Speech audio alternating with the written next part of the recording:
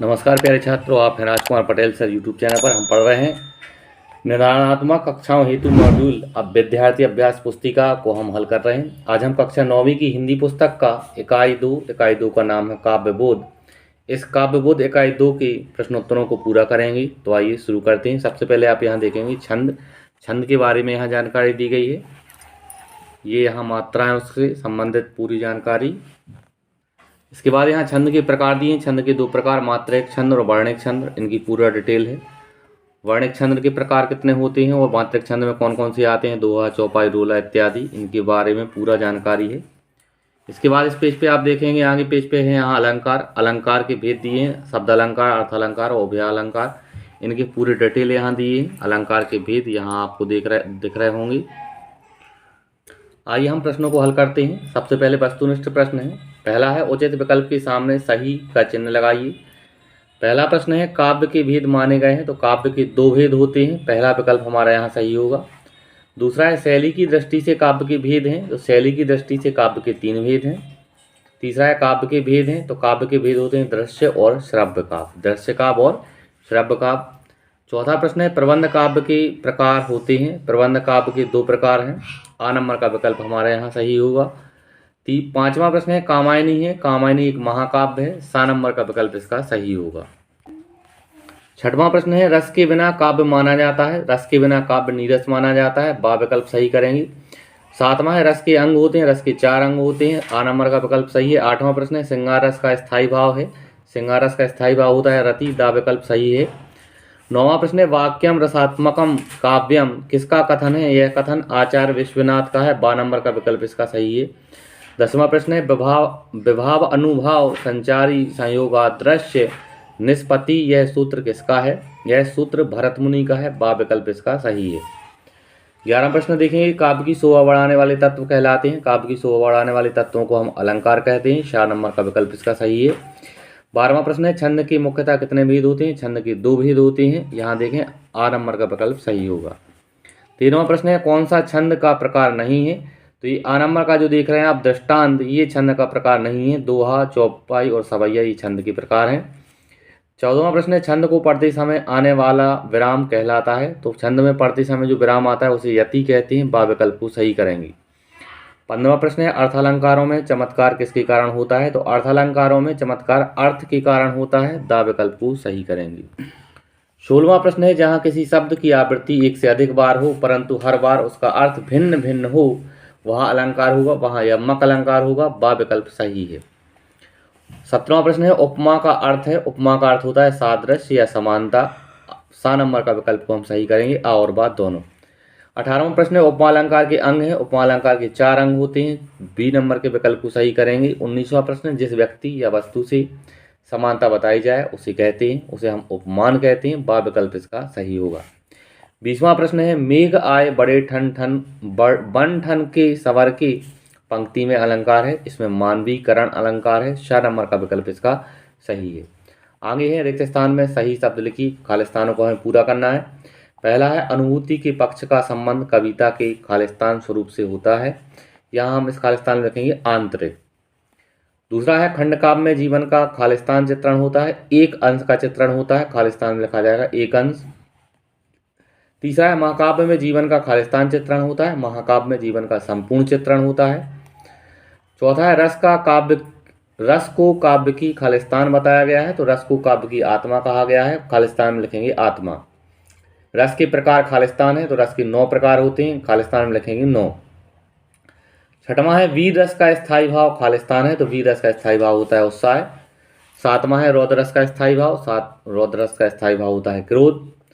करुण रस का स्थायी भाव खालिस्तान है, इसमें लिखेंगे हम शोक। 9वां है मात्रिक छंद में खालिस्तान की गणना की जाती है। तो मात्रिक छंद में मात्राओं की गणना की जाती है। 10वां है वर्णिक छंद में खालिस्तान की गणना की जाती है। वर्णिक छंद में वर्णों की गणना की जाती है। 11वां है अलंकार का सामान्य अर्थ खालिस्तान है। तो अलंकार का सामान्य अर्थ होता है आभूषण। 12वां प्रश्न है उपमेय में उपमान का आरोप खालिस्तान कहलाता अलंकार में होता है। तो उपमेय में उपमान का आरोप जो है वो रूपक अलंकार में होता है। खालिस्तान में लिखेंगे रूपक। 13वां प्रश्न है रंगमंच पर अभिनय देकर आनंद अनुभूति खालिस्तान काव्य की होती है। तो यहाँ हम लिखेंगे दृश्य। 14वां प्रश्न है काली लहर कल्पना काली पंक्ति में खालिस्तान अलंकार है, यहाँ यमक अलंकार है। आप यहाँ देख रहे हैं काली लहर में कल्पना काली पंक्ति में यमक अलंकार निहित है। 15वां प्रश्न है सोई संत सुजान पंक्ति में खालिस्तान अलंकार निहित है, इसमें अनुप्रास अलंकार है। आगे देखेंगे आप 16वां प्रश्न है वर्ण मात्रा यति तुक आदि को ध्यान में रखकर की गई शब्द रचना खालिस्तान कहलाती है, तो इस खालिस्तान में आएगा छंद। 17वां प्रश्न देखेंगे क्षितिज अटारी गहराई पंक्ति में खालिस्तान अलंकार है, तो इस पंक्ति में जो है रूपक अलंकार है। 18वां प्रश्न पत्थरों द्वारा पानी पीना पंक्ति में खालिस्तान अलंकार है, इसमें अनुप्रास अलंकार है। 19वां प्रश्न है रसखान ने खालिस्तान में रचनाएं लिखी हैं, रसखान ने सवैया में रचनाएं लिखी हैं। 20वां प्रश्न है संचारी भावों की संख्या खालिस्तान है, संचारी भावों की संख्या 33 है। आगे देखेंगे सही जोड़ी बनाकर लिखी, यहाँ हमें सही जोड़ी बनानी है। आ कॉलम और बा कॉलम दो खंड है। पहला है 3 वर्णों का समूह, 3 वर्णों का समूह जो होता है वो उसे हम गण कहते हैं, यहाँ आप देखेंगे। दूसरा है वाक्यम रसात्मक काव्यम, ये जो है आचार्य विश्वनाथ की परिभाषा है, इस घ नंबर से इसकी हम जोड़ी मिलाएंगे, हमने नंबर यहाँ लिख दिए हैं, आप इस प्रकार से सामने लिख सकते हैं। सवैया, सवैया जो है एक वर्णिक छंद है। रस के अंग, रस के 4 अंग होते हैं, आप इससे मिलाएंगे। और पंचवटी, पंचवटी जो है एक खंड काव्य है। आगे देखें दूसरे नंबर की जोड़ियां हैं कामायनी, कामायनी की जोड़ी हम मिलाएंगे यहाँ। महाकाव्य कामायनी जयशंकर प्रसाद का एक महाकाव्य है। काव्य की शोभा बढ़ाने वाले तत्व, काव्य की शोभा बढ़ाने वाले तत्वों को हम कहते हैं अलंकार, इसकी जोड़ी यहाँ पहले से मिलाएंगे का से। भीभत्स रस का स्थायी भाव, भीभत्स का स्थायी भाव होता है जुगुप्सा या घृणा। मुक्तक काव्य, मुक्तक काव्य की जोड़ी मिलाएंगे हम, कबीर के दोहे जो हैं वो मुक्तक काव्य के उदाहरण हैं। और यहाँ छंद के पढ़ने की लय, छंद के पढ़ने की जो लय है उसे हम गति कहते हैं, इस प्रकार से ये जोड़ियाँ मिलाएंगे, हमने यहाँ नंबर आमने सामने लिख दी है। आगे तीसरे प्रश्न में देखेंगे छंद में बनी रचना, छंद में बनी रचना को काव्य कहते हैं। प्रबंध काव्य के भेद, प्रबंध काव्य के जो भेद हैं वो 3 भेद हैं। काव्य की आत्मा, काव्य की आत्मा जो है रस को कहा गया है। और छंद में अंतिम वर्णों की आवृत्ति, छंद में अंतिम वर्णों की आवृत्ति को तुक कहा जाता है। उपमेय व उपमान का आरोप, उपमेय और उपमान का आरोप जो है वो रूपक अलंकार में होता है। आगे देखेंगे एक वाक्य में उत्तर लिखिए, यहाँ एक वाक्य में उत्तर लिखने हैं। विस्तृत कलेवर वाले काव्य को क्या कहते हैं, तो विस्तृत कलेवर वाले काव्य को महाकाव्य कहते हैं। प्रबंध काव्य के भेदों के नाम लिखिए, महाकाव्य और खंड काव्य प्रबंध काव्य के भेद हैं। आगे देखेंगे आप रसात्मक वाक्यम अर्थात रसयुक्त वाक्य क्या कहलाता है, तो रसयुक्त वाक्य को हम काव्य कहते हैं। हम कर लें। प्रश्न चौथा है एक ही छंद में रचित एक घटना का चित्रण पूर्ण रूप से करने वाली रचना को क्या कहते हैं, इसे हम खंड काव्य कहते हैं। काव्य के कितने भेद हैं, नाम लिखिए। काव्य के 2 भेद हैं, दृश्य काव्य और श्रव्य काव्य। 6वां प्रश्न है स्थायी भाव को जागृत या उद्दीप्त करने वाले कारक क्या कहलाते हैं, उन्हें हम विभाव कहते हैं। 7वां प्रश्न है जिस काव्य का आनंद पढ़कर या सुनकर लिया जाता है उसे क्या कहते हैं, उसे हम श्रव्य काव्य कहते हैं। कविता के शाब्दिक अनुशासन का नाम क्या है, तो कविता के शाब्दिक अनुशासन का नाम है छंद। दोहा के प्रथम चरण में कितनी मात्राएं होती हैं, इसमें होती हैं 13 मात्राएं। जहाँ काव्य का आधार शब्द होते हैं वहाँ कौन सा अलंकार होता है, वहाँ शब्द अलंकार होता है। 11वां है बालू के सांपों में कौन सा अलंकार है, यहाँ रूपक अलंकार है। 12वां देखें आप मेघ आए बन ठन के पंक्ति में कौन सा अलंकार है, इसमें भी रूपक अलंकार है। हसमुख हरियाली है हिम आतप पंक्ति में कौन सा अलंकार है, इस पंक्ति में अनुप्रास अलंकार का उपयोग हुआ है। 14वां प्रश्न है वेदना बोझ वाली सी पंक्ति में कौन सा अलंकार है, इसमें उपमा अलंकार है। 15वां प्रश्न है शब्द अलंकार एवं अर्थालंकार के 2 भेदों के नाम लिखिए। शब्द अलंकार यमक अनुप्रास, अर्थालंकार के भेद हैं उपमा रूपक, ये 2 हमने भेद लिखे। 16वां प्रश्न घृणा को उत्पन्न करने वाले दृश्यों का वर्णन होने पर कौन सा रस होता है, वहाँ भीभत्स रस होता है। आगे देखेंगे सत्य असत्य लिखी, सत्य असत्य कथनों को हमें पूरा करना है। पहला है रामचरितमानस एक महाकाव्य है, यह कथन सत्य है, हम यहाँ सही का निशान लगाते जाएंगे। रसयुक्त वाक्य ही काव्य है, कथन आचार्य विश्वनाथ का है, यह कथन भी सत्य है। तीसरा है प्रबंध काव्य में छंदों में पूर्वापर संबंध नहीं होता है, यह कथन असत्य है। मात्रिक छंद में मात्राओं की गणना की जाती है, कथन सत्य है। मुक्तक काव्य का प्रत्येक छंद अपने आप में स्वतंत्र और पूर्ण होता है, यह कथन सत्य है।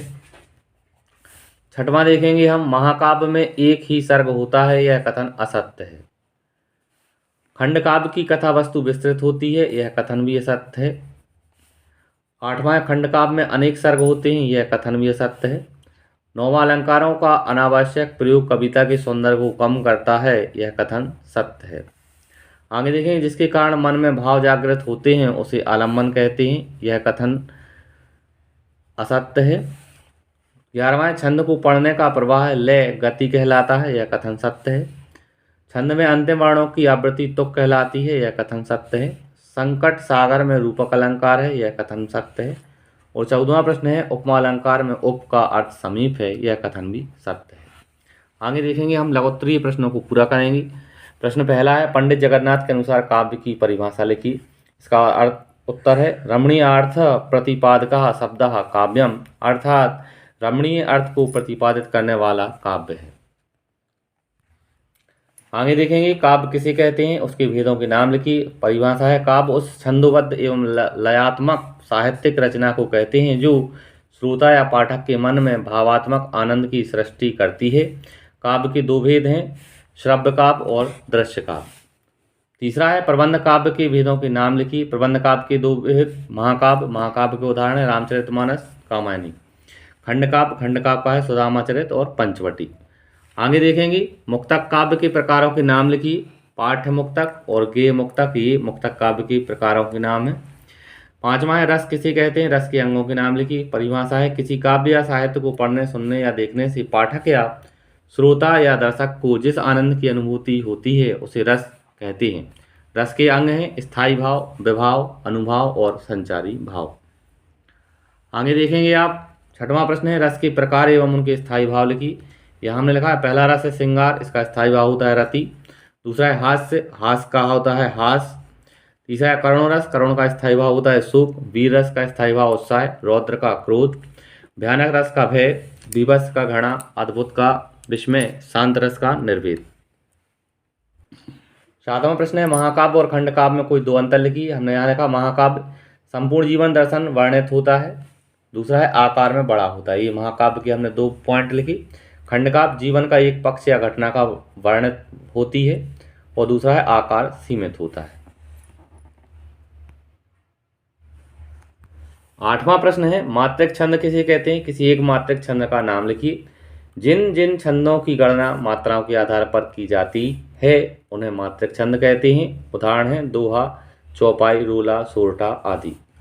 9वां प्रश्न, वर्णिक छंद किसे कहते हैं, किसी एक वर्णिक छंद का नाम लिखिए। जिन छंदों की गणना वर्णों के आधार पर की जाती है उन्हें वर्णिक छंद कहते हैं। उदाहरण है इंद्रवज्रा, मालिनी, शिखरणी आदि। 10वां है, पाठ्य मुक्तक एवं गेय मुक्तक में अंतर लिखिए। इसका उत्तर है पाठ्य मुक्तक, इसमें लय, तुक, छंद इत्यादि का महत्व नहीं होता है। गेय मुक्तक में इसमें लय, तुक, छंद का महत्व होता है। ये हमने अंतर यहाँ लिखा। 11वां प्रश्न देखेंगे आप, छंद की परिभाषा, उसके भेदों के नाम लिखिए। वर्णों की संख्या एवं क्रम, मात्रा तथा यति, गति से संबंध विशिष्ट नियोजित पद्य रचना छंद कहलाती है। छंद के भेद हैं मात्रिक छंद और वर्णिक छंद। 12वां प्रश्न है, रूपक अलंकार की परिभाषा उदाहरण सहित लिखी। इसका उत्तर है, जब किसी काव्य में उपमेय और उपमान में पूर्णतः समानता दिखाई जाए, अर्थात जब उपमेय और उपमान दोनों में कोई अंतर ना दिखाई दे और वे दोनों एक ही प्रतीत हों तो वहाँ रूपक अलंकार होता है। उदाहरण है चरण कमल बंदौ हरि राई, ये इसका हमने उदाहरण यहाँ लिखा।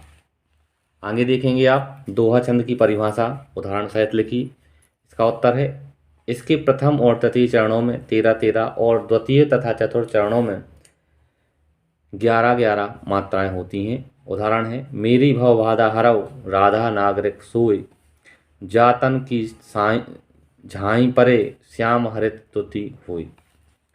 14वां प्रश्न देखें आप, उपमा अलंकार की परिभाषा उदाहरण सहित लिखी। इसका हमने लिखा, जब किसी व्यक्ति या वस्तु की किसी अन्य व्यक्ति या वस्तु से तुलना उनकी रंग, रूप, गुण या धर्म के आधार पर की जाती है तो वहाँ उपमा अलंकार होता है। उदाहरण है हरिपद कोमल कमल से। इस तरह से प्यारे छात्रों, इस वीडियो के माध्यम से हमने इकाई 2 काव्यबोध के प्रश्नोत्तरों को पूरा किया। अगर आपको वीडियो अच्छा लगा है तो आप हमारे चैनल को सब्सक्राइब करें वीडियो को लाइक करें, अपने दोस्तों के साथ शेयर करें। धन्यवाद। जय हिंद। वंदे मातरम।